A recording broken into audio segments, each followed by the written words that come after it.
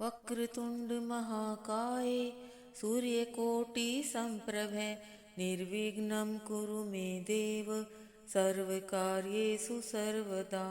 हरे कृष्णा दोस्तों, माघ मास महात्म सुनने वाले सभी भक्तों का आज की कथा में हार्दिक स्वागत है। भगवान विष्णु और माँ लक्ष्मी की कृपा सदैव ही आप सभी पर और आपके समस्त परिवारजनों पर बनी रहे। तो आइए सुनते हैं तीसरे अध्याय की कथा। तब राजा दिलीप कहने लगे कि महाराज, यह पर्वत कितना ऊंचा और कितना लंबा चौड़ा है। तब वशिष्ठ जी कहने लगे कि 36 योजन 1 योजन 4 कोस का होता है। ऊंचा ऊपर चोटी में 10 योजन चौड़ा और नीचे 16 योजन चौड़ा है, जो हरी चंदन, आम, मदार, देवदार और अर्जुन के वृक्षों से सुशोभित है। दुर्भिक्ष से दुखी होकर इस सुंदर पर्वत को और फल फूलों से परिपूर्ण देखकर भृगु वहीं रहने लगे और यहाँ पर कंदराओं, वनों और उपवनों में बहुत दिनों तक तप करते रहे। इस प्रकार जब भृगु ऋषि वहाँ पर अपने आश्रम पर रह रहे थे तो एक विद्याधर अपनी पत्नी सहित उतरा। वह अत्यंत दुखी थे। उन्होंने भृगु ऋषि को प्रणाम किया और ऋषि ने बड़े मीठे स्वर में उनसे कहा कि हे विद्याधर, तुम बड़े दुखी दिखाई देते हो, क्या इसका कारण है? तब विद्याधर कहने लगा कि महाराज, पुण्य के फल को पाकर, स्वर्ग पाकर तथा देवतुल्य शरीर पाकर भी मेरा मुख व्याघ्र जैसा है। यही कारण मेरे दुख और अशांति का है। न जाने किस पाप का फल है। मेरे चित्त की व्याकुलता का दूसरा कारण भी सुनिए। यह मेरी पत्नी अति रूपवती, मीठा वचन बोलने वाली, नाचने और गाने की कला में अति प्रवीण, शुद्ध चित्त वाली, 7 सुरों वाली, वीणा को बजाने वाली, जिसने अपने कंठ से गाकर नारद जी को प्रसन्न किया, नाना स्वरों के नाद से वीणा बजाकर कुबेर को प्रसन्न किया, अनेक प्रकार के नाच ताल से शिवजी महाराज भी अति प्रसन्न और रोमांचित हुए। शील, उदारता, रूप तथा यौवन में स्वर्ग की कोई अप्सरा भी इस जैसी नहीं है। कहाँ ऐसी चंद्रमुखी स्त्री और कहाँ मैं व्याघ्र मुख वाला। यही चिंता सदैव मेरे हृदय को जलाती है। विद्याधर के ऐसे वचन सुनकर तीनों लोकों की भूत, भविष्यत और वर्तमान की बात जानने वाले तथा दिव्य दृष्टि वाले ऋषि कहने लगे कि हे विद्याधर, कर्म के विचित्र फलों को प्राप्त होकर ज्ञानी पुरुष भी मोह को प्राप्त हो जाते हैं। मक्खी के पैर जितना विष भी प्राण लेने वाला हो जाता है। छोटे छोटे पापों का फल भी अत्यंत दुखदायी हो जाता है। तुमने माघ मास की एकादशी का व्रत करके द्वादशी न आने तक शरीर में तेल लगाया, इसी पाप कर्म से व्याघ्र हुए। एकादशी के दिन उपवास करके द्वादशी को तेल लगाने से राजा पुरूरवा ने भी कुरूप शरीर पाया था। तब वह अपने कुरूप शरीर को देखकर दुखी होकर हिमालय पर्वत पर देव सरोवर के किनारे पर गया। प्रीति पूर्वक शुद्ध स्नान कर कुशा के आसन पर बैठकर भगवान कमल नेत्र, शंख, चक्र, गदा, पद्म के धारण करने वाले, पीताम्बर पहने, वन माला धारण किए हुए विष्णु का चिंतन करते राजा पुरूरवा ने 3 मास तक निराहार रह भगवान का चिंतन किया। इस प्रकार 7 जन्मों में प्रसन्न होने वाले भगवान राजा के 3 महीने के तप से ही अति प्रसन्न हो गए और माघ की शुक्ल पक्ष की एकादशी को प्रसन्न होकर भगवान ने अपने शंख के जल से राजा को पवित्र किया। भगवान ने उसके तेल लगाने की बात याद दिलाकर सुंदर देवताओं का सा रूप दिया, जिसको देखकर उर्वशी भी उसको चाहने लगी और राजा कृतकृत्य होकर अपनी पुरी को चला गया। भृगु ऋषि कहने लगे कि हे विद्याधर, इसलिए तुम क्यों दुखी होते हो? यदि तुम अपना यह राक्षसी रूप छोड़ना चाहते हो तो मेरा कहना मानकर जल्दी ही पापों को नष्ट करने वाली हेमकूट नदी में माघ में स्नान करो, जहाँ पर ऋषि सिद्ध देवता निवास करते हैं। अब मैं इसकी विधि बतलाता हूँ। तुम्हारे भाग्य से माघ मास आज से 5वें दिन ही आने वाला है।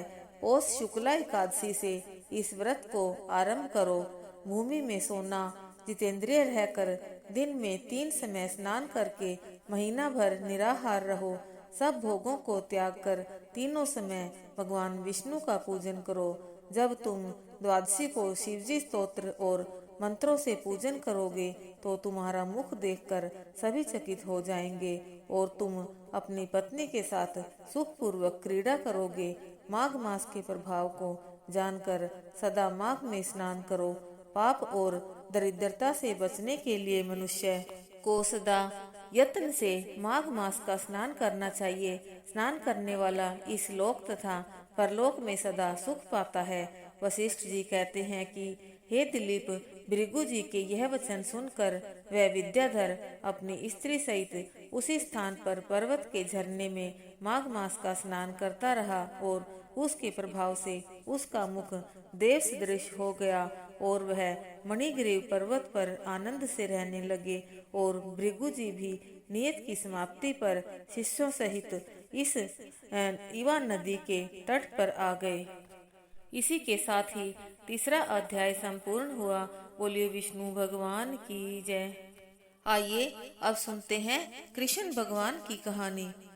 दुर्योधन की पत्नी का नाम भानुमति था। वो एक बहुत ही सुंदर लड़की थी और जब कृष्ण दुर्योधन के महल में मेहमान बनकर आए तब वो सिर्फ 17 साल की थी।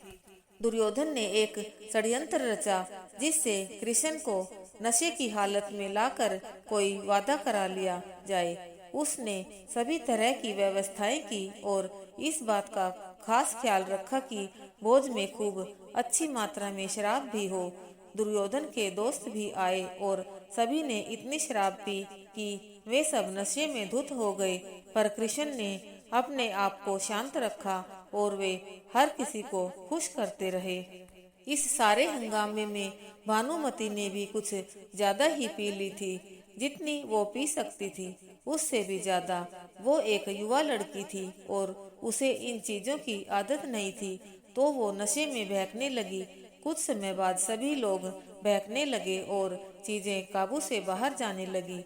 भानुमति अपने आप पर काबू खो बैठी। वो कृष्ण से लिपट गई और उनके लिए अपनी इच्छा प्रकट करने लगी। कृष्ण ने उसे किसी शिशु की तरह संभाला और वे समझ गए थे कि स्थिति खराब हो चुकी थी। वे समझ गए थे कि भानुमति अगर कुछ गलत कर बैठी तो बाद में संभाल नहीं पाएगी और हस्तिनापुर की रानी का गौरव कलंकित हो जाएगा। इसलिए कृष्ण उसको उठाकर महल के अंदर ले गए और उसकी सास गांधारी के कक्ष में जाकर उनके हवाले कर दिया। अगले दिन सुबह जब भानुमति को पता चला तो वो कृष्ण के प्रति सम्मान और कृतज्ञता से भर गई कि उन्होंने उसे बचा लिया था। तब से वो कृष्ण की भक्त बन गई थी। बोलिए कृष्ण भगवान की जय। आइए अब करते हैं विष्णु भगवान की आरती। आइए अब करते हैं भगवान विष्णु जी की आरती। ओम जय जगदीश हरे, स्वामी जय जगदीश हरे। भक्त जनों के संकट क्षण में दूर करे। ओम जय जगदीश हरे। जो ध्यावे फल पावे, दुख विन से मन का। स्वामी दुख विन से मन का। सुख संपत्ति घर आवे, कष्ट मिटे तन का। ओम जय जगदीश हरे। मात पिता तुम मेरे, शरण गहूँ में किसकी। स्वामी शरण गहूँ में किसकी। तुम बिन और न दूजा, आस करूँ मैं जिसकी। हरि ओम जय जगदीश हरे। तुम पूर्ण परमात्मा, तुम अंतर्यामी। स्वामी तुम अंतर्यामी। पार ब्रह्म परमेश्वर, पार ब्रह्म जगदीश्वर। तुम सबके स्वामी। हरि ओम जय जगदीश हरे। तुम करुणा के सागर, तुम पालन करता। स्वामी तुम रक्षा करता। मैं मूर्ख खल कामी, मैं सेवक तुम स्वामी कृपा करो भरता। हरि ओम जय जगदीश हरे। तुम हो एक अगोचर सबके प्राणपति, स्वामी सबके प्राणपति। किस विध मिलूं दया में, कैसे आऊं शरण में, तुमको मैं कुमति। हरि ओम जय जगदीश हरे। दीन बंधु दुख हरता ठाकुर तुम मेरे, स्वामी रक्षक तुम मेरे। अपने हाथ उठाओ अपनी शरण लगाओ, द्वार प्रणाम तेरे। हरि ओम जय जगदीश हरे।